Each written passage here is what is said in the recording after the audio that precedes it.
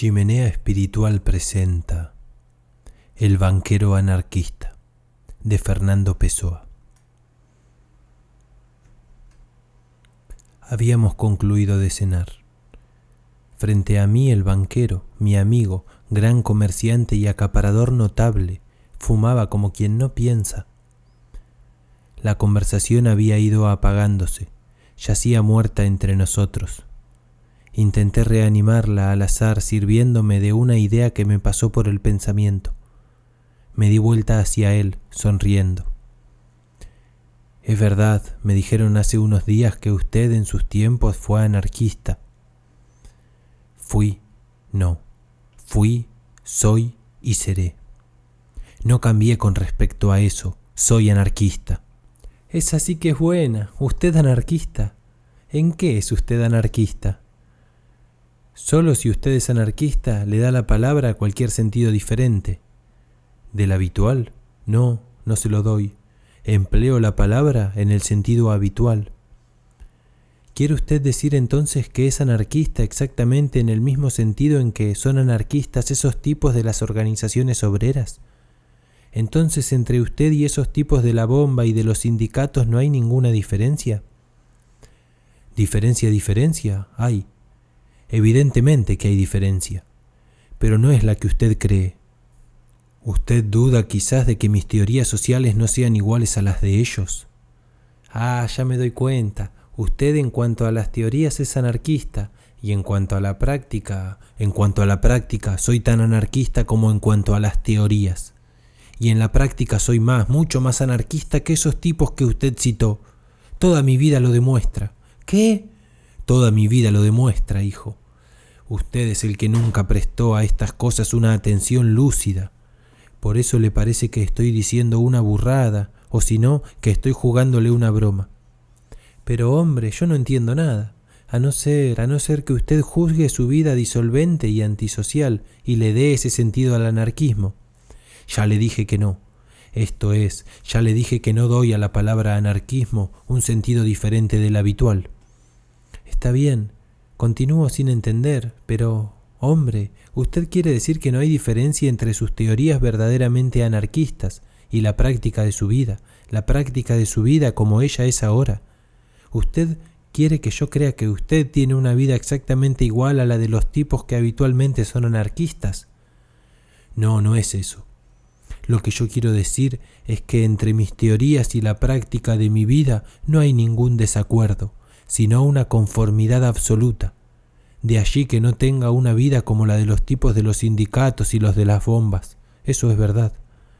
Pero es la vida de ellos la que está fuera del anarquismo, fuera de sus ideales. La mía no. En mí, sí, en mí, banquero, gran comerciante, acaparador si usted quiere. En mí la teoría y la práctica del anarquismo están reunidas y ambas son verdaderas. Usted me comparó con esos tontos de los sindicatos y de las bombas para indicar que soy diferente de ellos. Lo soy, pero la diferencia es esta. Ellos y no yo, son anarquistas solo en la teoría. Yo lo soy en la teoría y en la práctica. Ellos son anarquistas y estúpidos. Yo anarquista e inteligente. Es decir, mi viejo, soy yo quien es el verdadero anarquista. Ellos, los de los sindicatos y las bombas. Yo también estuve allí y salí de allí precisamente a causa de mi verdadero anarquismo. Ellos son la basura del anarquismo, los peleles de la gran doctrina libertaria. Eso ni el diablo lo ha oído. Eso es espantoso. Pero ¿cómo concilia usted su vida, quiero decir la vida bancaria y comercial, con las teorías anarquistas? ¿Cómo la concilia usted si dice que por teorías anarquistas entiende exactamente lo que los anarquistas ordinarios entienden? Y usted todavía por encima me dice que es diferente de esa gente por ser más anarquista que ellos, ¿no es verdad? Exactamente. No entiendo nada entonces. Pero usted está poniendo empeño en entender, todo el empeño. Él se quitó de la boca el cigarro que se había apagado, volvió a encenderlo lentamente. Miró el fósforo que se extinguía, lo depositó suavemente en el cenicero. Después, irguiendo la cabeza por un momento inclinada, dijo: «Oiga, Yo nací del pueblo y en la clase obrera de la ciudad. De bueno no heredé nada, como puede imaginar, ni la condición ni las circunstancias. Apenas me aconteció tener una inteligencia naturalmente lúcida y una voluntad un tanto más fuerte. Pero esos eran dones naturales que mi bajo nacimiento no me podía quitar. Fui obrero, trabajé, viví una vida ajustada. Fui en resumen lo que la mayoría de la gente es en aquel medio. No digo que absolutamente pasase hambre, pero anduve cerca. Por otra parte podía haberla pasado, que eso no hubiera alterado nada de lo que sucedió o de lo que voy a exponerle a continuación, ni de lo que fue mi vida, ni de lo que ella es ahora. Fui un obrero común y corriente en suma. Como todos, trabajaba porque tenía que trabajar, y trabajaba lo menos posible. Lo que yo era inteligente. Siempre que podía leía cosas, discutía cosas y, como no era loco, nació en mí una gran insatisfacción y una gran rebelión contra mi destino y contra las condiciones sociales que lo hacían así. Ya le dije que, hablando claro, mi destino podía haber sido peor de lo que era. Pero en aquel entonces me parecía que yo era un ente a quien la suerte había hecho todas las injusticias juntas y que se había servido de las convenciones sociales para hacérmelas. Esto era así allá por mis 20 años, 21 a lo sumo, que fue cuando me volví anarquista. Se detuvo un momento, se volvió un poco más hacia mí, continuó inclinándose todavía más. Fui siempre más o menos lúcido, me sentí sublevado, quise entender mi rebelión, me volví anarquista consciente y convicto, el anarquista consciente y convicto que soy ahora. ¿Y la teoría que usted tiene hoy es la misma que tenía en ese entonces? La misma. La teoría anarquista, la verdadera teoría, es una sola. Tengo la que siempre tuve, desde que me volví anarquista. Usted ya va a ver. Le voy diciendo que, como era lúcido por naturaleza, me volví anarquista consciente. ¿Pero qué es un anarquista?, se preguntará usted. Es un sublevado contra la injusticia de que nazcamos desiguales socialmente. En el fondo es solo eso. De ahí resulta, como es evidente, la rebelión contra las convenciones sociales que volvieron esa desigualdad posible. Lo que le estoy indicando ahora, amigo, es el camino psicológico. Esto es, cómo es que la gente se vuelve anarquista. Ya vamos a la parte teórica del asunto. Por ahora comprenda usted bien cuál sería la rebelión de un tipo inteligente en mis circunstancias. ¿Qué es lo que ve por el mundo? Uno nace hijo de un millonario protegido desde la cuna contra aquellos infortunios, y no son pocos, que el dinero puede evitar o atenuar. Otro nace miserable, para ser cuando niño una boca más en una familia donde las bocas resultan de sobra para la comida que puede haber. Uno nace conde o marqués, y tiene por eso la consideración de todo el mundo, haga lo que haga. Otro nace así, como yo, y tiene que andar derechito como una plomada para ser al menos tratado como gente. Unos nacen en tales condiciones que pueden estudiar, viajar, instruirse, volverse, puede decirse, más inteligentes que otros que naturalmente lo son más. Y así por ahí adelante y en todo. Las injusticias de la naturaleza, vaya, no las podemos evitar. Ahora las de la sociedad y de sus convenciones, esas, ¿por qué no evitarlas? Acepto. No tengo incluso otro remedio que un hombre sea superior a mí por lo que la naturaleza le dio, el talento, la fuerza, la energía. No acepto que él sea mi superior por cualidades postizas, con las que no salió del vientre de su madre, sino que le ocurrieron por azar después de que apareció por aquí. La riqueza, la posición social, la vida fácil, etc. Fue de la rebelión que le estoy pintando por estas consideraciones que nació mi anarquismo entonces. El anarquismo que ya le dije mantengo hoy sin ninguna alteración. Se detuvo otra vez un momento, como pensando la forma en que iba a proseguir. Aspiró y exhaló el humo lentamente, hacia el lado opuesto al mío. Se volvió e iba a proseguir. Yo, sin embargo, lo interrumpí. Una pregunta por curiosidad nomás. ¿Por qué es que usted se volvió precisamente anarquista? Usted podía haberse vuelto socialista o cualquier otra cosa avanzada que no fuese tan lejos. Todo eso estaba dentro de su rebelión. Deduzco de lo que usted dice que por anarquismo entiende, y me parece que está bien como la definición de anarquismo, la rebelión contra todas las convenciones y fórmulas sociales, y el deseo y el esfuerzo para abolirlas todas. Eso mismo. ¿Y entonces por qué usted escogió esa fórmula extrema y no se decidió por cualquiera de las otras, de las intermedias? Se lo diré. Medité todo eso. Está claro que en los folletos que yo leía se encontraban todas esas teorías. Escogí la doctrina anarquista, la teoría extrema, como usted muy bien dice, por las razones que le voy a decir en 2 palabras. Miró un momento hacia ninguna parte, después se volvió hacia mí. El mal verdadero, el único mal, son las convenciones y las ficciones sociales que se sobreponen a las realidades naturales. Todo, desde la familia al dinero, desde la religión al Estado. La gente nace hombre o mujer, quiero decir, nace para ser, una vez adulto, hombre o mujer. No nace en buena justicia natural, ni para ser marido, ni esposa, ni para ser rico o pobre, como tampoco nace para ser católico o protestante, o portugués o inglés.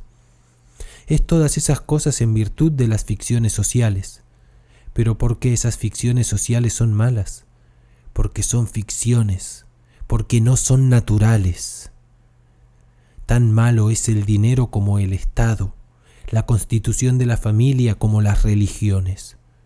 Si hubiera otras que no fueran estas, serían igualmente malas, porque también serían ficciones, porque también se sobrepondrían y estorbarían a las realidades naturales. Pero cualquier sistema que no sea el puro sistema anarquista, que quiere la abolición de todas las ficciones y de cada una de ellas completamente, es una ficción también. Emplear todo nuestro deseo, todo nuestro esfuerzo, toda nuestra inteligencia para implantar o contribuir a implantar una ficción social en vez de otra, es un absurdo, cuando no resulta incluso un crimen, porque es provocar una perturbación social con el fin expreso de dejar todo igual. Si encontramos injustas las ficciones sociales porque aplastan y oprimen lo que es natural en el individuo, ¿para qué emplear nuestro esfuerzo en sustituirlas por otras ficciones si lo podemos emplear para destruirlas a todas? Eso me parece que es concluyente, pero supongamos que no lo es. Supongamos que nos objetan que todo eso es muy exacto, pero que el sistema anarquista no es realizable en la práctica. Vamos ahora a examinar esa parte del problema. ¿Por qué es que el sistema anarquista no sería realizable? Todos nosotros, los avanzados, partimos del principio no solo de que el actual sistema es injusto, sino de que hay ventaja, porque hay justicia, en sustituirlo por otro más justo. Si no pensamos así, no somos avanzados, sino burgueses. Pero ¿de dónde viene este criterio de justicia? De lo que es natural y verdadero, en oposición a las ficciones sociales y a las mentiras de la convención. Pero lo que es natural es lo que es enteramente natural, lo que es mitad o un cuarto o un octavo de natural. Muy bien, ahora de 2 cosas. Una, o lo natural es realizable socialmente o no lo es.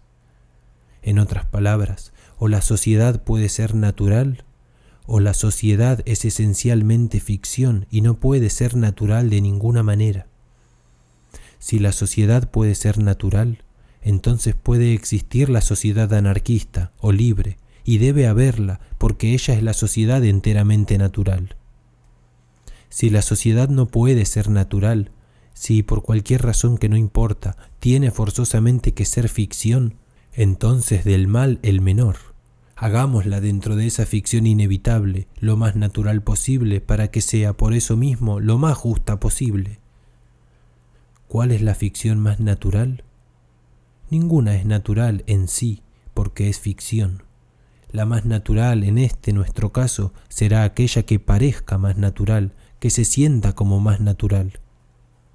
¿Cuál es la que parece más natural o que sentimos como más natural? Es aquella a la que estamos habituados.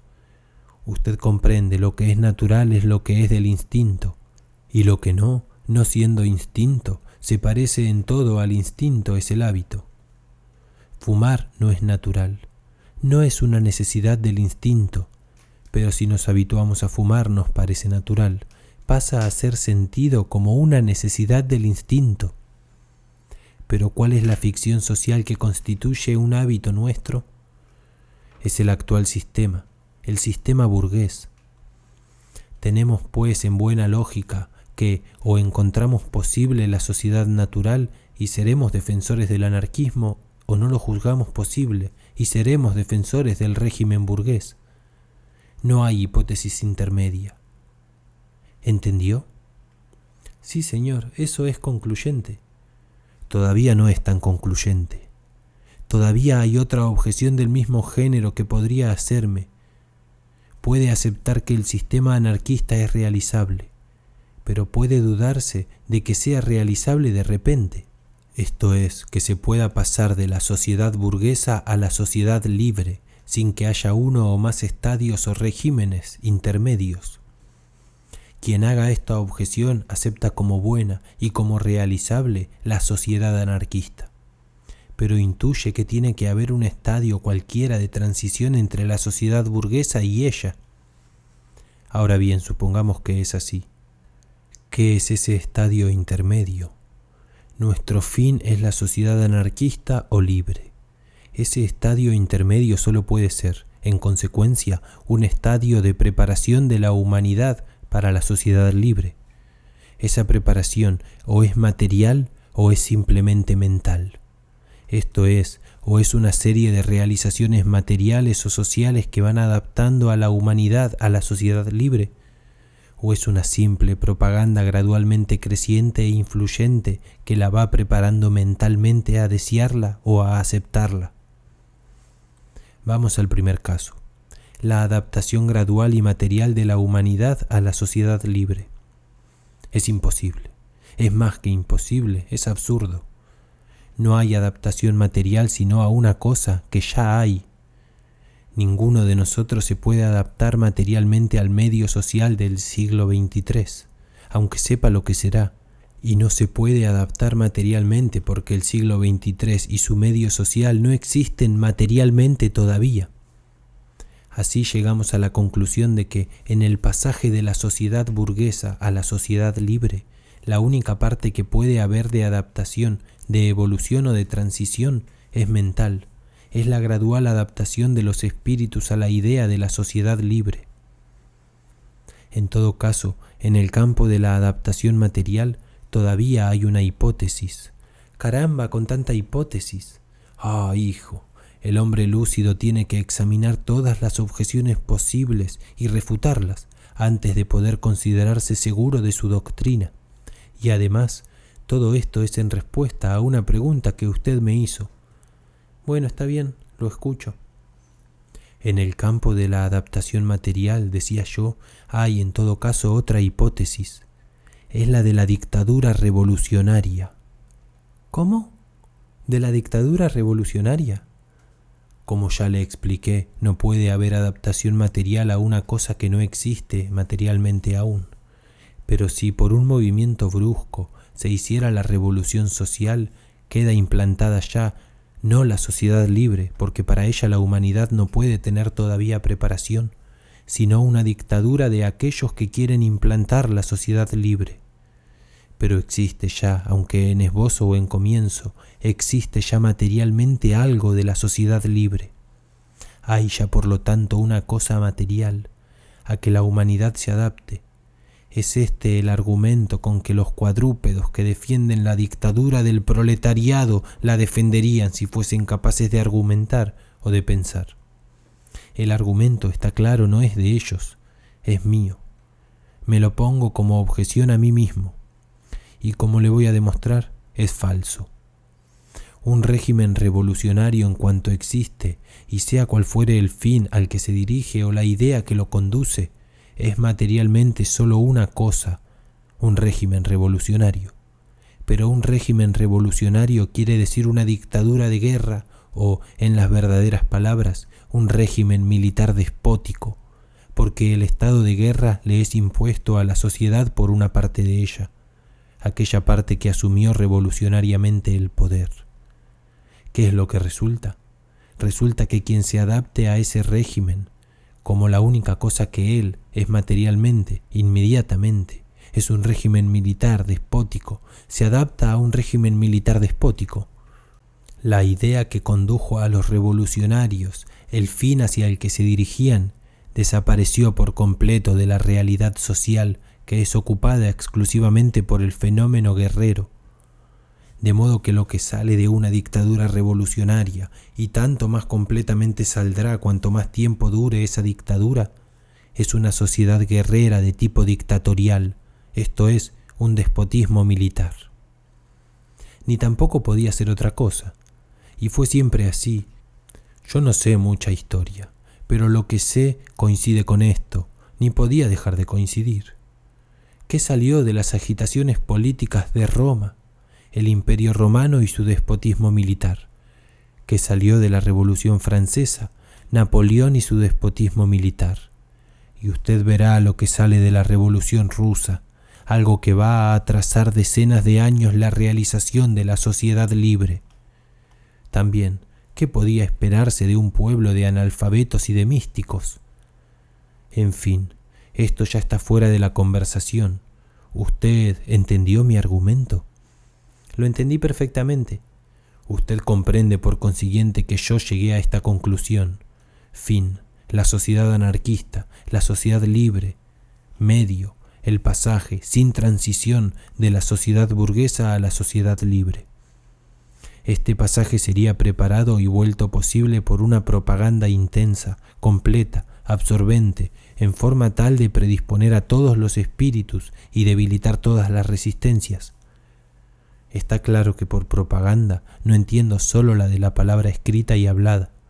Entiendo todo, acción indirecta o directa, cuanto puede predisponer a la sociedad libre y debilitar la resistencia a su venida.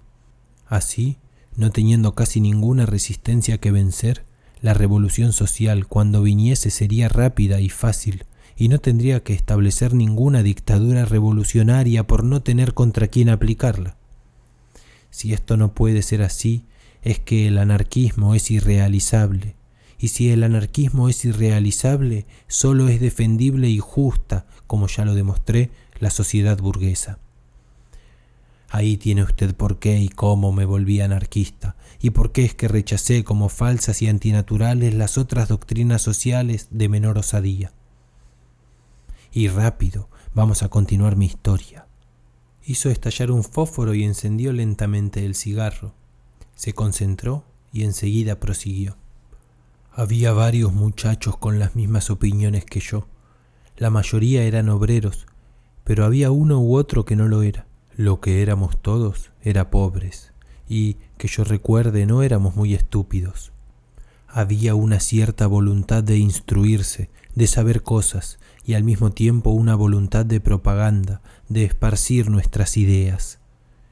Queríamos para nosotros y para los otros la humanidad entera, una sociedad nueva, libre de todos estos preconceptos que hacen a los hombres desiguales artificialmente y les imponen inferioridades, sufrimientos, estrecheces que la naturaleza no les había impuesto. En mi caso, lo que leía me reafirmaba en estas opiniones. En libros libertarios baratos, los que habían en ese tiempo, y ya eran bastantes, leí casi todo. Fui a conferencias y reuniones de los propagandistas de la época. Cada libro y cada discurso me convencía más de la certeza y de la justicia de mis ideas. Lo que yo pensaba entonces, lo repito, mi amigo, es lo que pienso hoy. La única diferencia es que entonces solo lo pensaba, y hoy lo pienso y lo practico. Pues sí, eso hasta donde yo veo está muy bien. Y está muy claro que usted se volviese anarquista de esa manera. Y veo perfectamente que usted era anarquista. No necesito más pruebas de eso. Lo que yo quiero saber es cómo es que usted de ahí salió banquero. ¿Cómo es que salió de ahí sin contradicción? Esto es... más o menos ya calculo, pero querría escucharlo. No. Usted no calcula nada. Yo sé lo que usted quiere decir. Usted se basa en los argumentos que me acaba de oír y juzga que yo encontré al anarquismo irrealizable y por eso, como le dije, solo defendible y justa a la sociedad burguesa. ¿no es así? Sí, pensé que era más o menos eso.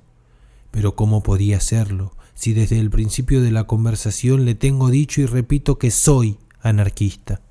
Que fui, seré y soy anarquista. Que no solo lo fui, sino que continúo siéndolo. Si yo me hubiera vuelto banquero y comerciante por la razón que usted juzga, yo no sería anarquista, sería burgués. Sí, es verdad, tiene razón. Pero entonces, ¿cómo diablos? No entiendo, vamos, vaya diciendo... Como le dije, yo fui siempre más o menos lúcido y también un hombre de acción. Esas son cualidades naturales, no me las pusieron en la cuna, si es que tuve cuna. Soy yo el que las llevó allí. Pues bien, siendo anarquista, yo encontraba insoportable ser anarquista solo pasivamente, solo para ir a escuchar discursos y hablar de eso con los amigos. No, era necesario hacer algo. Era necesario trabajar y luchar por la causa de los oprimidos y de las víctimas de las convenciones sociales. Decidí ponerle el hombro a eso, según pudiese. Me puse a pensar cómo es que yo podría ser útil a la causa libertaria. Me puse a trazar mi plan de acción. ¿Qué es ser anarquista? La libertad para uno y para los otros, para la humanidad entera. Querer estar libre de la influencia o de la presión de las ficciones sociales, querer ser libre tal como se nació y apareció en el mundo, que es como en justicia debe ser, y querer esa libertad para uno y para todos los demás. No todos pueden ser iguales frente a la naturaleza. Unos nacen altos, otros bajos, unos fuertes, otros débiles, unos más inteligentes, otros menos. Pero todos pueden ser iguales de ahí en adelante. Solo las ficciones sociales lo impiden. Esas ficciones sociales son las que era necesario destruir. Era necesario destruir. Pero no se me escapó una cosa. Era necesario destruirlas, pero en beneficio de la libertad, y teniendo siempre en vista la creación de una sociedad libre. Porque eso de destruir las ficciones sociales tanto puede ser para crear libertad o para crear el camino de la libertad, como para establecer otras ficciones sociales diferentes, igualmente malas, porque son igualmente ficciones. Aquí es donde se necesitaba cuidado.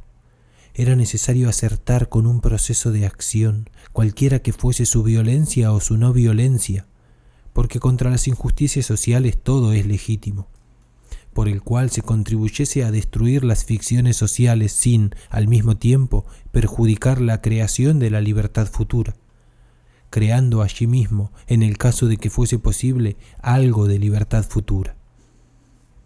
Es claro que esta libertad, que se debe tener cuidado de no perjudicar, es la libertad futura y, en el presente, la libertad de los oprimidos por las ficciones sociales. Claro está que no tenemos que fijarnos en no perjudicar la libertad de los poderosos, de los bien situados, de todos quienes representan las ficciones sociales y tienen ventajas en ellas. Eso no es libertad. Es la libertad de tiranizar, que es lo contrario de la libertad. Esa, por el contrario, es la que más debíamos pensar en perjudicar y en combatir. Me parece que esto está claro. Está clarísimo, continúe, por favor. ¿Para quién quiere el anarquismo la libertad? Para la humanidad entera. ¿Cuál es la manera de conseguir la libertad para la humanidad entera? Destruir por completo todas las ficciones sociales. ¿Cómo se podrían destruir por completo todas las ficciones sociales? Ya le anticipé la explicación cuando, con motivo de su pregunta, discutí los otros sistemas avanzados y le expliqué cómo y por qué era anarquista. ¿Usted se acuerda de mi conclusión? Creo que sí. Una revolución social súbita, brusca, aplastante, haciendo pasar a la sociedad de un salto del régimen burgués a la sociedad libre. ¿Lo recuerda? Sí. Esta revolución social preparada por un trabajo intenso y continuado, de acción directa e indirecta, tendiente a predisponer a todos los espíritus para la llegada de la sociedad libre y a debilitar hasta un estado comatoso todas las resistencias de la burguesía. Me excuso de repetirle las razones que llevan inevitablemente a esta conclusión dentro del anarquismo. Ya se las expuse y usted ya las entendió, ¿cierto? Sí, esa revolución sería preferiblemente mundial, simultánea en todos los puntos o los puntos importantes del mundo, o no siendo así, partiendo rápidamente de unos a otros, pero a pesar de todo en cada punto, esto es, en cada nación, fulminante y completa. Muy bien, ¿qué podía hacer yo con ese fin? Por mí solo no podía hacerla a ella, a la revolución mundial, ni siquiera podría hacer la revolución completa en la parte relacionada con el país en donde estaba. Lo que podía era trabajar en la entera medida de mi esfuerzo para preparar esa revolución. Ya le expliqué cómo, combatiendo por todos los medios accesibles las ficciones sociales, no perjudicando nunca al hacer ese combate o a la propaganda de la sociedad libre, ni la libertad futura ni la libertad presente de los oprimidos, creando ya de ser posible algo de la libertad futura. El banquero anarquista exhaló el humo, hizo una leve pausa y volvió a comenzar. Entonces aquí, mi amigo, puse yo mi lucidez en acción. Trabajar para el futuro está bien, pensé. Trabajar para que los otros tengan libertad está perfecto. Pero entonces yo no soy nadie. Si yo fuese cristiano, trabajaría alegremente por el futuro de los otros, porque iba a tener mi recompensa en el cielo. Pero también, si yo fuese cristiano, no sería anarquista, porque entonces las tales desigualdades sociales no tendrían importancia en nuestra corta vida. Serían solo condiciones de nuestra prueba, y serían recompensadas en la vida eterna. Pero yo no era cristiano, como no lo soy, y me preguntaba, ¿pero por quién y por qué me voy a sacrificar en todo esto? Más todavía, ¿para qué me voy a sacrificar? Tuve momentos de descreimiento, y usted comprende que era justificado. Soy materialista, pensaba, no tengo más vida que esta. ¿Para qué me voy a atormentar con propagandas y desigualdades sociales y otras historias cuando podría gozar y entretenerme mucho más si no me preocupaba de eso? Quien tiene solo esta vida, quien no cree en la vida eterna, quien no admite más ley que la naturaleza, quien se opone al Estado porque él no es natural, al casamiento porque él no es natural, al dinero porque él no es natural, a todas las ficciones sociales porque ellas no son naturales. ¿Por qué motivo es que defiende el altruismo y el sacrificio por los otros o por la humanidad, si el altruismo y el sacrificio tampoco son naturales? Sí, la misma lógica que me muestra que un hombre no nace para ser marido o para ser portugués o para ser rico o pobre, me muestra también que él no nace para ser solidario, que él no nace sino para ser él mismo, y en consecuencia lo contrario de altruista y solidario, y por lo tanto exclusivamente egoísta. Discutí la cuestión conmigo mismo. Fíjate, yo decía para mí que nacemos pertenecientes a la especie humana y que tenemos el deber de ser solidarios con toda la humanidad. Pero la idea de deber era natural. ¿De dónde es que venía esta idea de deber? Si esta idea de deber me obligaba a sacrificar mi bienestar, mi comodidad, mi instinto de conservación y mis otros instintos naturales, ¿en qué divergía la acción de esa idea de la acción de cualquier ficción social que produce en nosotros exactamente el mismo efecto? Esta idea de deber, esto de la solidaridad humana, solo podía considerarse natural si trajera consigo una compensación egoísta, porque entonces, aunque en principio contrariase el egoísmo natural, si diera a ese egoísmo una compensación, siempre a fin de cuentas no lo contrariaría. Sacrificar un placer, simplemente sacrificarlo, no es natural. Sacrificar un placer a otro es lo que ya está dentro de la naturaleza. Entre dos cosas naturales de las que no se pueden tener ambas, escoger una es lo que está bien. Pero ¿qué compensación egoísta o natural podía darme la dedicación a la causa de la sociedad libre y de la futura sociedad humana? Solo la conciencia del deber cumplido, del esfuerzo para un buen fin, y ninguna de estas cosas es una compensación egoísta, ninguna de estas cosas es un placer en sí, sino un placer, si lo es, nacido de una ficción, como puede ser el placer de ser inmensamente rico o el placer de haber nacido en una buena posición social. Le confieso, mi amigo, que tuve momentos de descreimiento. Me sentí desleal a mi doctrina, traidor a ella. Pero pronto superé todo eso. La idea de justicia estaba ahí, dentro de mí, pensé. Ya lo sentía natural yo. Yo sentía que había un deber superior a preocuparme solo por mi propio destino. Y seguí adelante en mi propósito. No me parece que esa decisión revelase una gran lucidez de su parte.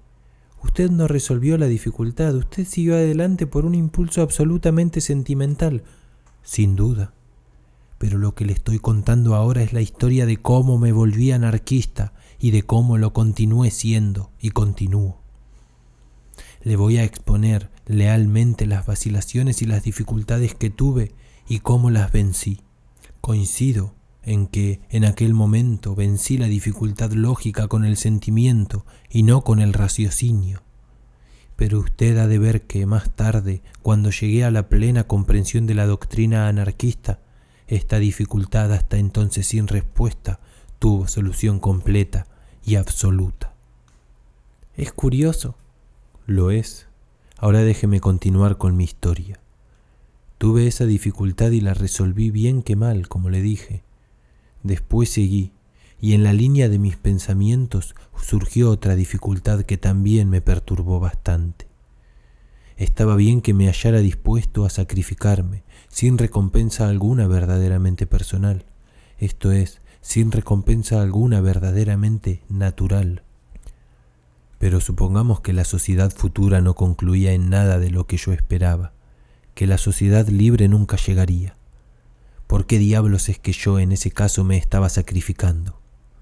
Sacrificarme a una idea sin recompensa personal, sin que ganara nada con mi esfuerzo por esa idea, vaya, pero sacrificarme sin tener al menos la certeza de que aquello para lo que yo trabajaba existiría un día, sin que la propia idea ganase con mi esfuerzo, eso era un poco más fuerte. Desde ya le digo que resolví la dificultad por el mismo proceso sentimental por el que resolví la otra.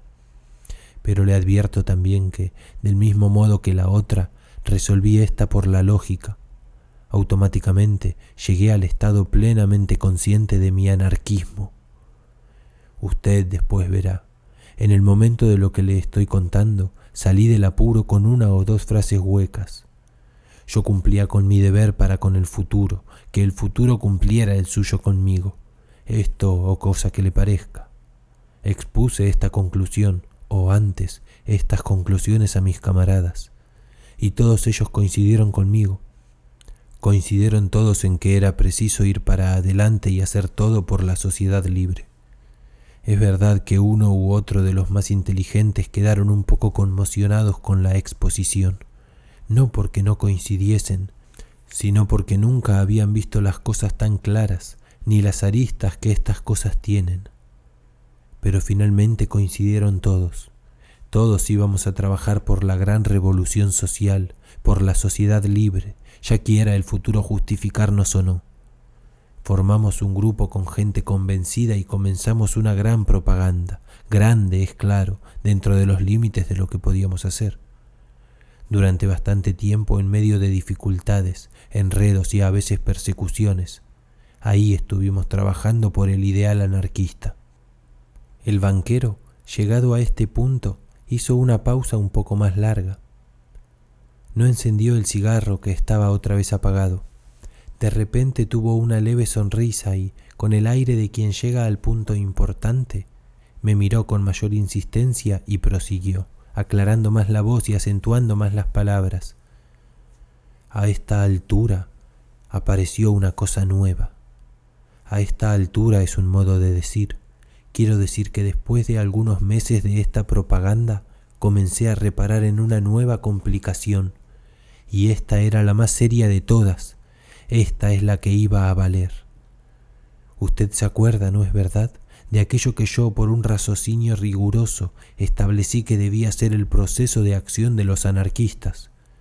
Un proceso o procesos mediante cualquiera de los cuales se contribuyese a destruir las ficciones sociales sin perjudicar al mismo tiempo la creación de la libertad futura, sin perjudicar por consiguiente en lo más mínimo la poca libertad de los actuales oprimidos por las ficciones sociales, un proceso que, en lo posible, crease ya algo de libertad futura. Pues bien, una vez establecido este criterio, nunca más dejé de tenerlo presente. Pero a la altura de nuestra propaganda, de la que le estoy hablando, descubrí algo. En el grupo de la propaganda no éramos muchos. Éramos unos 40, salvo error, se daba esta coyuntura. Se creaba tiranía. ¿Se creaba tiranía? De la siguiente manera. Unos mandaban a otros y nos llevaban por donde querían. Unos se imponían a otros y nos obligaban a hacer lo que ellos querían. Unos arrastraban a otros por mañas y por artes hacia donde ellos querían. No digo que hicieran esto en cosas graves, incluso no había cosas graves allí como para que lo hicieran. Pero el hecho es que esto ocurría siempre y todos los días, y se daba no solo en asuntos relacionados con la propaganda, sino también fuera de ellos, en asuntos vulgares de la vida. Unos iban insensiblemente para jefes, otros insensiblemente para subordinados. Unos eran jefes por imposición, otros eran jefes por maña. En el hecho más simple se veía esto.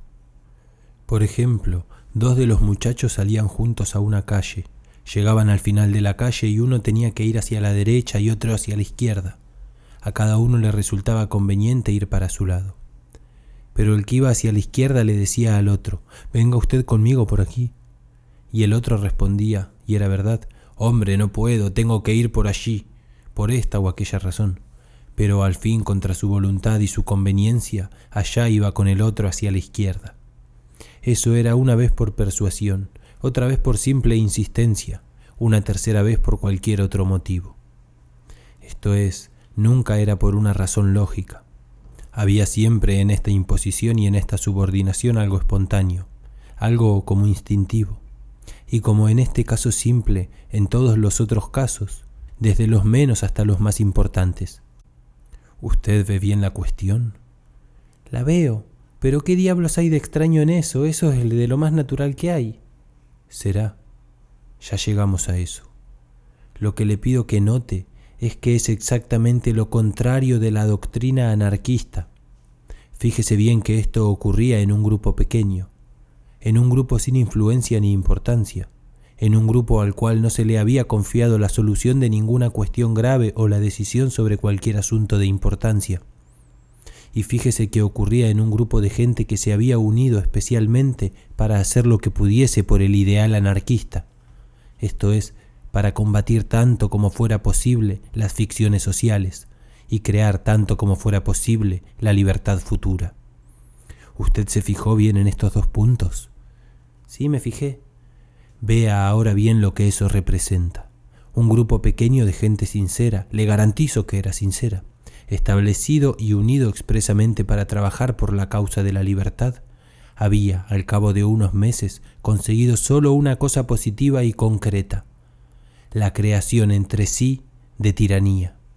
Y fíjese qué tiranía. No era una tiranía derivada de la acción de las ficciones sociales que, aunque lamentable, sería disculpable hasta cierto punto, aunque menos en nosotros que combatíamos esas ficciones que en otras personas. Pero en fin, vivíamos en medio de una sociedad basada en esas ficciones y no habría sido enteramente culpa nuestra si no hubiéramos podido escapar del todo a su acción. Pero no era eso. Los que mandaban a los otros o los que llevaban hacia donde querían, no hacían eso por la fuerza del dinero o de la posición social o de cualquier autoridad de naturaleza ficticia que se arrogaran. Lo hacían por una acción de cualquier especie fuera de las ficciones sociales. Quiero decir, esta tiranía era, con relación a las ficciones sociales, una tiranía nueva. Y era una tiranía ejercida sobre gente esencialmente oprimida por las ficciones sociales. Era todavía por encima tiranía ejercida entre sí por gente cuyo objetivo sincero no era sino destruir la tiranía y crear libertad. Ahora ponga el caso en un grupo mucho mayor, mucho más influyente, que trata de cuestiones importantes y de decisiones de carácter fundamental.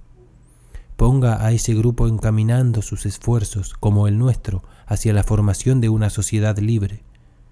Y ahora dígame si a través de ese cargamento de tiranías entrecruzadas usted entrevé alguna sociedad futura que se parezca a una sociedad libre o a una humanidad digna de sí misma. Sí, la verdad es que eso es muy curioso. Es curioso, ¿no es cierto? Y mire que hay aspectos secundarios muy curiosos también. Por ejemplo, la tiranía de la ayuda. ¿La qué? La tiranía de la ayuda. Había entre nosotros quien, en lugar de mandar a los otros, en lugar de imponerse a los otros, por el contrario, los ayudaba en todo cuanto podía. Parece lo contrario, ¿no es verdad? Pues vea que es lo mismo. Es la misma tiranía nueva.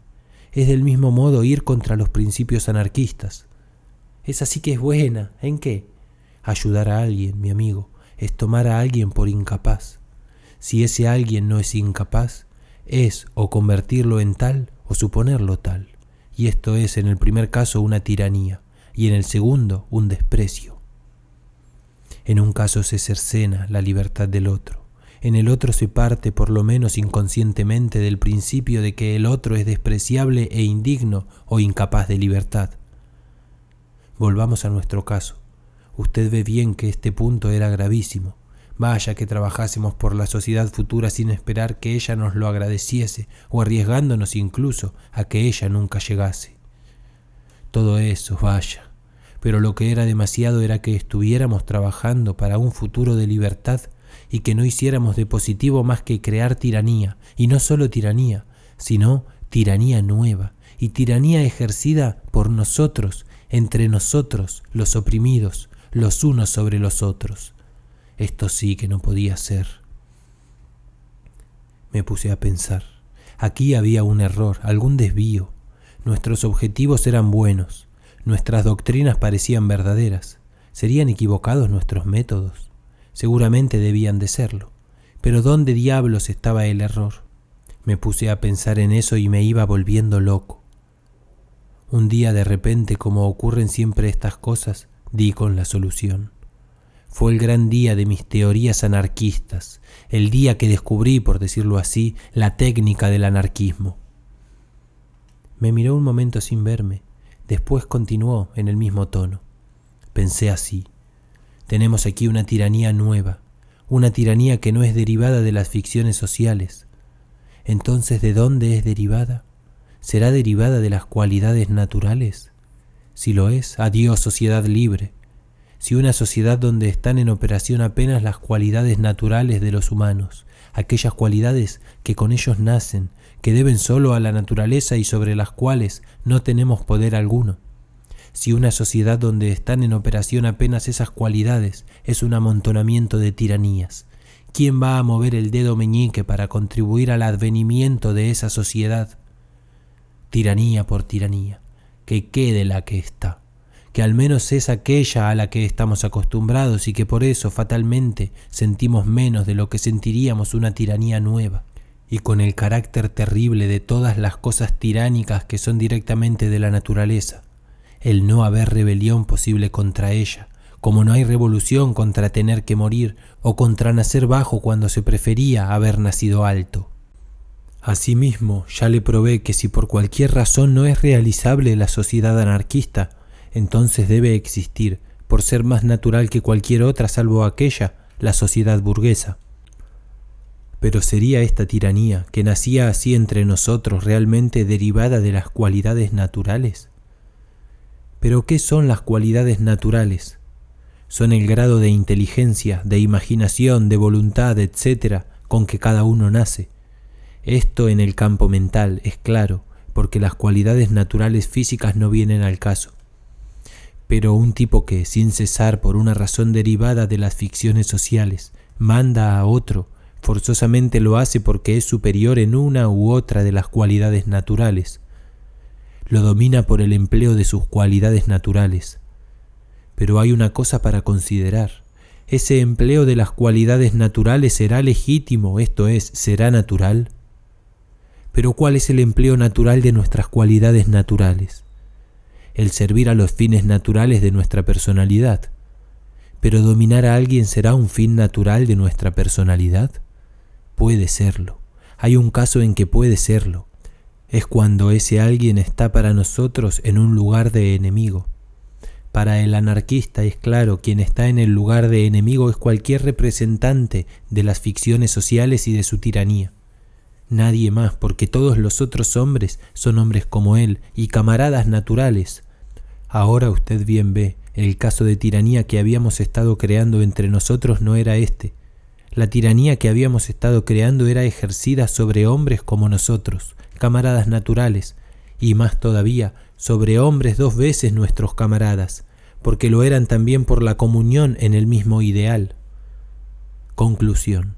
Esta tiranía nuestra, si no era derivada de las ficciones sociales, tampoco era derivada de las cualidades naturales.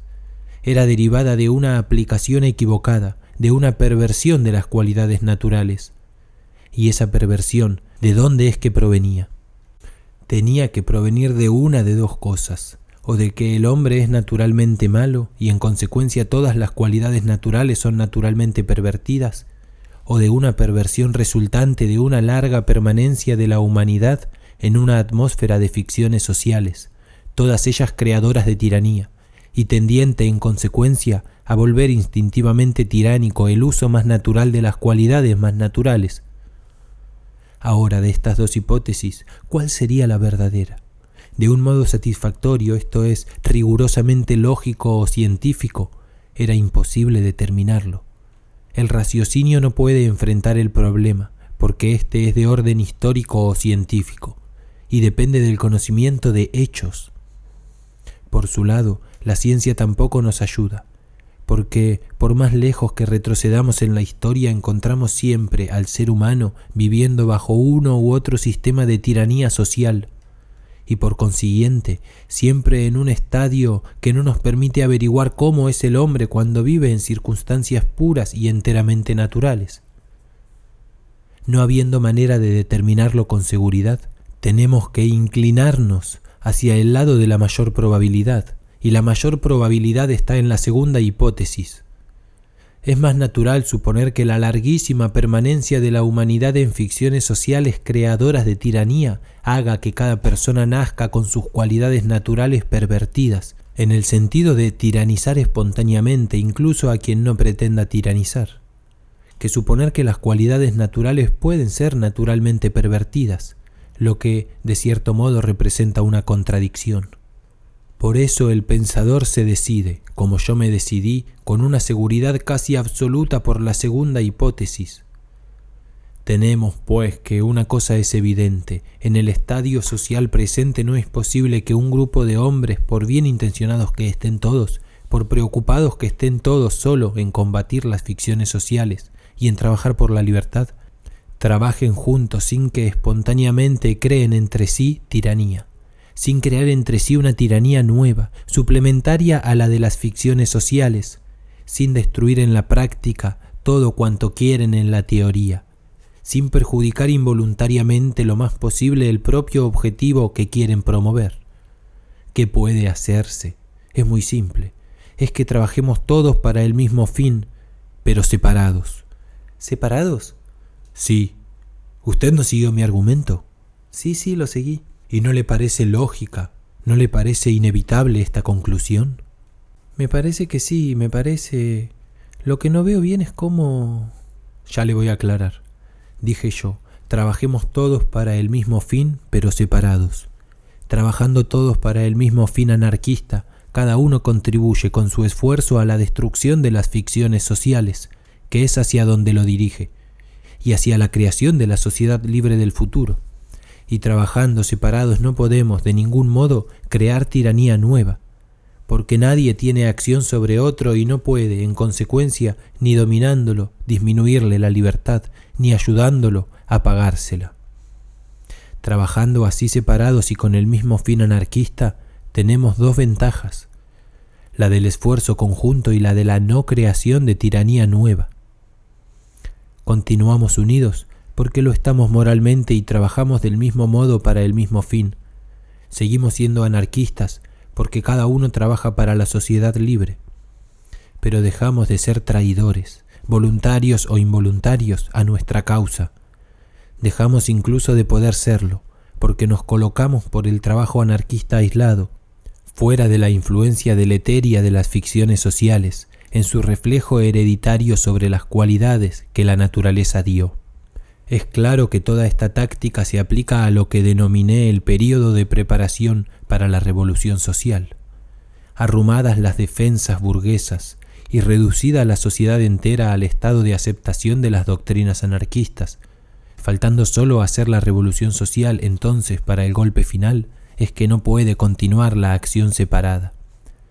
Pero para aquella altura ya la sociedad libre estará virtualmente alcanzada, ya las cosas serán de otra manera.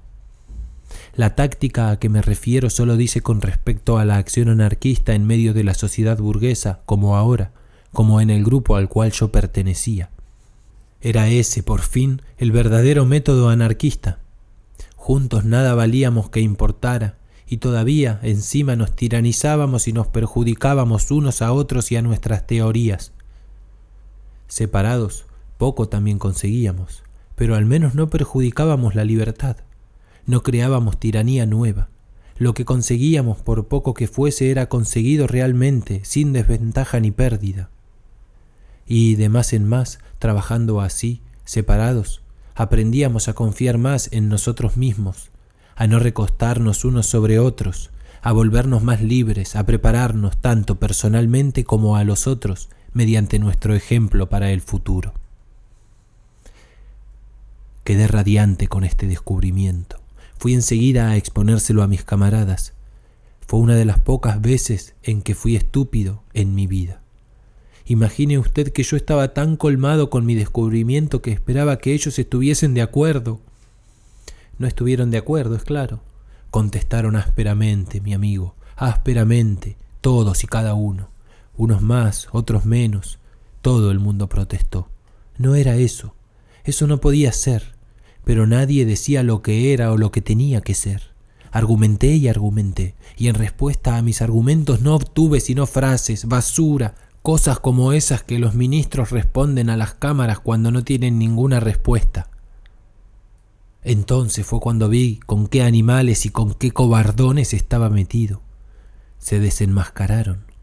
Los de aquella chusma habían nacido para esclavos. Querían ser anarquistas a costa ajena. Querían la libertad, pero que fuesen los otros quienes se la consiguiesen, que les fuese dado como un rey da un título. Casi todos son así, los grandes lacayos. ¿Y usted se enojó? Sí, me enojé. Me enfurecí, me puse a dar coces, di con palos y con piedras, casi me fui a las manos con 2 o 3 de ellos, y acabé por irme, me aislé, me vino un enojo con todos aquellos carneros que usted no se imagina, casi llegué a descreer del anarquismo, casi decidí que no me importaba más todo aquello, pero pasados unos días volví en mí. Pensé que el ideal anarquista estaba por encima de estas querellas.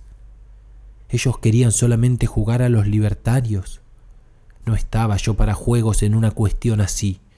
Ellos no tenían fuerza para combatir, sino recostados unos en los otros y creando entre ellos un simulacro nuevo de la tiranía que decían querer combatir. Pues que lo hiciesen los necios si no servían para otra cosa. Yo no iba a ser burgués por tan poco. Estaba establecido que en el verdadero anarquismo cada uno debe, por sus propias fuerzas, crear libertad y combatir las ficciones sociales. Pues por mis propias fuerzas iba yo a crear libertad y a combatir las ficciones sociales. Nadie quería seguirme en el verdadero camino anarquista. Seguiría yo por él. Iría solo, con mis recursos, con mi fe, desamparado hasta del apoyo mental de los que habían sido mis camaradas contra las ficciones sociales enteras. No digo que fuera un bello gesto, ni un gesto heroico, fue simplemente un gesto natural. Si el camino tenía que ser recorrido por cada uno en forma separada, yo no necesitaba de ninguno más para seguirlo, bastaba mi ideal. Fue basado en estos principios y en estas circunstancias como decidí, por mí solo, combatir las ficciones sociales. Interrumpió un poco el discurso que se había vuelto acalorado y fluido. lo retomó enseguida con la voz ya más sosegada. En un estado de guerra, pensé, entre yo y las ficciones sociales. Muy bien, ¿qué puedo hacer contra las ficciones sociales? Trabajo solo, para no poder de ningún modo crear tiranía alguna. ¿Cómo puedo colaborar solo en la preparación de la revolución social, en la preparación de la humanidad para la sociedad libre? Tengo que elegir uno de dos métodos, de los dos métodos que hay. Siempre es claro que no pueda servirme de ambos. Los métodos son la acción indirecta, esto es la propaganda, y la acción directa de cualquier especie. Pensé primero en la acción indirecta, esto es en la propaganda. Pero ¿qué propaganda podría hacer solo yo? Aparte de esta propaganda que siempre se va haciendo en conversaciones con este o aquel, al azar y sirviéndonos de todas las oportunidades. Lo que quería saber era si la acción indirecta era un camino por donde yo pudiese encaminar mi actividad de anarquista enérgicamente, esto es, en forma de producir resultados palpables. Vi enseguida que no podía ser. No soy orador. Y no soy escritor tampoco. Quiero decir, soy capaz de hablar en público si es necesario, y soy capaz de una nota periodística, pero lo que yo quería averiguar era si mi hechura natural indicaba que, especializándome en la acción indirecta, de cualquier modo de las dos especies o en ambas, podía llegar a obtener resultados más positivos para la idea anarquista que especializando mis esfuerzos en cualquier otro sentido. Pero la acción es siempre más provechosa que la propaganda, excepto para los individuos cuya hechura los señala esencialmente como propagandistas. Los grandes oradores capaces de electrizar multitudes y arrastrarlas detrás de sí. Los grandes escritores capaces de fascinar y convencer con sus libros. No me parece que yo sea muy vanidoso, pero si lo soy, no se me da, al menos por envanecerme de las cualidades que no tengo. Y como le dije, nunca se me dio por creerme orador o escritor. Por eso abandoné la idea de la actividad indirecta como camino a seguir en mi actividad de anarquista. Por exclusión de partes, estaba forzado a escoger la acción directa, es decir, el esfuerzo aplicado a la práctica de la vida, a la vida real, no era la inteligencia, sino la acción. Muy bien, así sería. Tenía pues que aplicar a la vida práctica el método fundamental de acción anarquista que yo ya había esclarecido, combatir las ficciones sociales sin crear tiranía nueva, creando ya, si fuese posible, algo de libertad futura. Pero ¿cómo diablo se hace eso en la práctica? ¿Por qué? ¿Qué es combatir en la práctica? Combatir en la práctica es la guerra, es una guerra por lo menos. ¿Cómo es que se hace la guerra a las ficciones sociales? ¿Cómo es que se vence al enemigo en cualquier guerra? De una de dos maneras, o matándolo, esto es destruyéndolo, o apresándolo, es decir, subyugándolo, reduciéndolo a la inactividad. Destruir las ficciones sociales yo no podía hacerlo. Destruir las ficciones sociales solo podía hacerlo la revolución social. Hasta allí las ficciones sociales podían estar conmocionadas, tambaleando por un hilo, pero destruidas solo lo estarían con el arribo de la sociedad libre y la caída positiva de la sociedad burguesa. Lo más que yo podría hacer en ese sentido era destruir en el sentido físico de matar a uno u otro miembro de las clases representativas de la sociedad burguesa. Estudié el caso y vi que era una burrada. Suponga usted que yo mataba a uno o dos o a una docena de representantes de la tiranía de las ficciones sociales. ¿El resultado? ¿Las ficciones sociales quedaban más conmocionadas? No lo quedaban. Las ficciones sociales no son como una situación política que puede depender de un pequeño número de hombres, de un solo hombre a veces. Lo que hay de malo en las ficciones sociales son ellas mismas en su conjunto, y no los individuos que las representan, sino por ser representantes de ellas. Además, un atentado de orden social produce siempre una reacción. No solo todo queda igual, sino que la mayor parte de las veces empeora. Y todavía por encima suponga como es natural que después de un atentado yo fuera apresado y liquidado de una manera u otra. Y suponga que yo hubiera acabado con una docena de capitalistas. ¿De qué serviría todo eso? Con mi liquidación, incluso no por muerte, sino por simple presión o destierro, la causa anarquista perdía un elemento de combate. Y los 12 capitalistas que yo habría estirado no eran 12 elementos que la sociedad burguesa hubiera perdido, porque los elementos componentes de la sociedad burguesa no son elementos de combate, sino elementos puramente pasivos, puestos que el combate está no en los miembros de la sociedad burguesa, sino en el conjunto de ficciones sociales en que las sociedades se asientan. Y las ficciones sociales no son gente a la que se puede pegar tiros. ¿Usted me comprende? No eran como el soldado de un ejército que mata a 12 soldados de un ejército contrario. Era como un soldado que mata a 12 civiles de la nación del otro ejército. Es matar estúpidamente, porque no se elimina a ningún combatiente.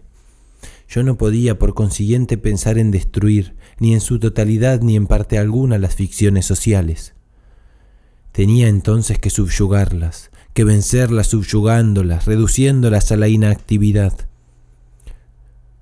Súbitamente apuntó hacia mí el índice derecho, y fue lo que hice. Abandonó su gesto y continuó. Traté de ver cuál era la primera, la más importante de las ficciones sociales. Sería a esa a la que yo debía, más que a ninguna otra, intentar subyugar, intentar reducir a la inactividad. La más importante de nuestra época, por lo menos, es el dinero. ¿Cómo subyugar el dinero? O en palabras más precisas, la fuerza o la tiranía del dinero. Volviéndome libre de su influencia, de su fuerza, superior por consiguiente a su influencia, reduciéndolo a la inactividad por lo que significaba con respecto a mí. Por lo que significaba con respecto a mí, ¿comprende usted?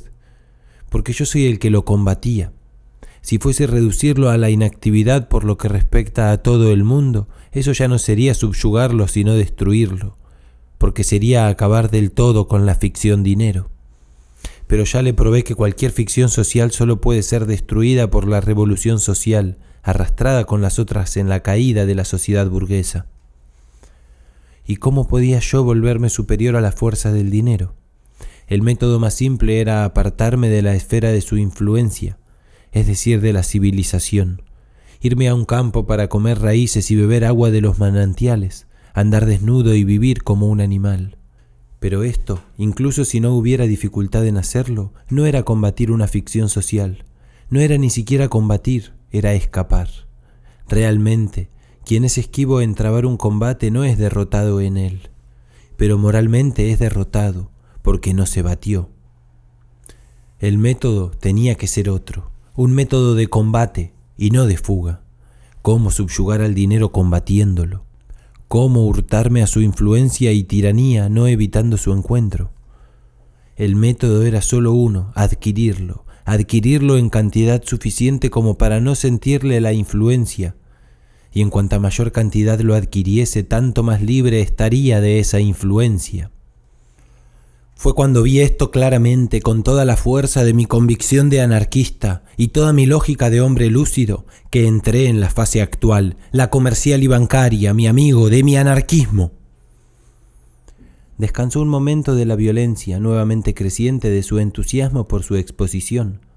Después continuó, aunque con un cierto calor, su narración. ¿Se acuerda usted de aquellas 2 dificultades lógicas que yo le dije que me habían surgido en el comienzo de mi carrera?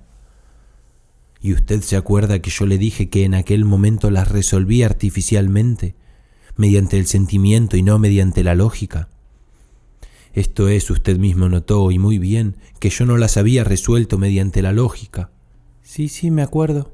Y usted se acuerda también que yo le dije que más tarde, cuando di por fin con el verdadero método anarquista, las resolví entonces para siempre mediante la lógica. Sí. Ahora vea cómo fueron resueltas. Las dificultades eran estas. No es natural trabajar por cualquier cosa, sea lo que fuere, sin una compensación natural, es decir, egoísta. Y no es natural dar nuestro esfuerzo para cualquier fin, sin tener la compensación de saber que ese fin se alcanza. Las dos dificultades eran estas. Ahora fíjese cómo quedan resueltas mediante el método de trabajo anarquista que mi raciocinio me llevó a descubrir como el único verdadero. El método da como resultado que yo me enriquezco, por consiguiente, compensación egoísta. El método encara la prosecución de la libertad. Entonces yo, volviéndome superior a la fuerza del dinero, esto es, liberándome de ella, consigo libertad. Consigo libertad solo para mí, es cierto, pero es que, como ya le probé, la libertad para todos solo puede llegar con la destrucción de las ficciones sociales, con la revolución social, y yo, por mí solo, no puedo hacer la revolución social. El punto concreto es este: busco libertad, consigo la libertad que puedo, porque es claro, no puedo conseguir la que no puedo. Y vea usted, aparte del raciocinio que determina este método anarquista como el único verdadero, el hecho de que él resuelve automáticamente las dificultades lógicas que se pueden oponer a cualquier método anarquista, prueba más que él es el verdadero método. Pues fue este método el que yo seguí. Me entregué a la empresa de subyugar la ficción del dinero, enriqueciéndome. Lo conseguí. Llevó un cierto tiempo porque la lucha fue grande, pero lo conseguí. Evito contarle lo que fue y lo que ha sido de mi vida comercial y bancaria. Podría ser interesante, en ciertos momentos, sobre todo, pero ya no pertenece al asunto. Trabajé, luché, gané dinero. Trabajé más, luché más, gané más dinero. Gané mucho dinero finalmente. No reparé en métodos. Le confieso, mi amigo, que no reparé en métodos. Usé todo lo que hay: el acaparamiento, el dolo financiero, la misma competencia desleal. ¿Por qué? Yo combatía las ficciones sociales inmorales y antinaturales por excelencia y tenía que reparar en métodos. Yo trabajaba por la libertad y me iba a fijar en las armas con que combatía a la tiranía. El anarquista estúpido que tira bombas y pega tiros bien sabe que mata, y bien sabe que sus doctrinas no incluyen la pena de muerte. Ataca una inmoralidad con un crimen, porque encuentra que esa inmoralidad vale un crimen para ser destruida. Él es un estúpido en cuanto al método, porque, como yo le mostré, ese método es errado y contraproducente como proceso anarquista. Ahora, en cuanto a la moral del método, él es inteligente. Pero mi método era exacto y yo me servía legítimamente, como anarquista, de todos los medios para enriquecerme. Hoy realicé mi limitado sueño de anarquista práctico y lúcido. Soy libre. Hago lo que quiero, dentro, claro está, de lo que es posible hacer. Mi lema de anarquista era la libertad. Pues bien, tengo la libertad que por el momento en nuestra sociedad imperfecta es posible tener. Quise combatir las fuerzas sociales, las combatí y, lo que es más, las vencí. Alto ahí, dije yo. Eso estará todo muy bien, pero hay una cosa que usted no vio. Las condiciones de su método eran, como usted probó, no solo crear libertad, sino también no crear tiranía. Pero usted creó tiranía. Usted, como acaparador, como banquero, como financista sin escrúpulos, usted, disculpe, pero es usted el que lo dijo, usted creó tiranía. Usted creó tanta tiranía como cualquier otro representante de las ficciones sociales que usted dijo que combate. No, mi viejo, usted se engaña. Yo no creé tiranía. La tiranía que puede ser resultado de mi acción de combate contra las fuerzas sociales es una tiranía que no parte de mí, que por consiguiente yo no creé. Está en las ficciones sociales. Yo no la junté con ellas. Esa tiranía es la propia tiranía de las ficciones sociales, y yo no podía ni me propuse destruir las ficciones sociales. Por 100ª vez se lo repito. Solo la revolución social puede destruir las ficciones sociales. Antes de eso, la acción anarquista perfecta como la mía solo puede subyugar las ficciones sociales, subyugarlas en relación solo con el anarquista que pone ese método en práctica, porque ese método no permite una más larga sujeción de esas ficciones. No se trata de no crear tiranía, se trata de no crear tiranía nueva, tiranía donde no la había. Los anarquistas trabajando en conjunto, influyéndose unos a otros, como yo le dije, crean entre sí, fuera y aparte de las ficciones sociales, una tiranía. Esa es la tiranía nueva. Esa yo no la creé. No la podía incluso crear por las propias condiciones de mi método. No, mi amigo, yo solo creé libertad. Liberé a uno, me liberé a mí. Es que mi método, que como lo demostré, es el único verdadero método anarquista, no me permitió liberar a nadie más.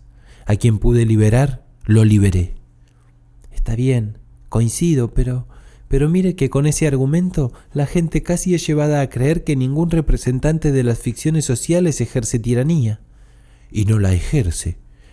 La tiranía es de las ficciones sociales y no de los humanos que las encarnan.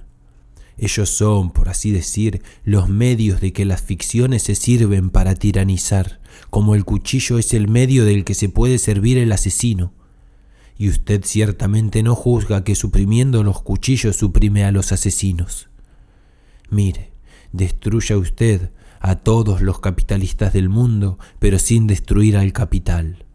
Al día siguiente el capital, ya en las manos de otros, continuará por medio de esos otros su tiranía.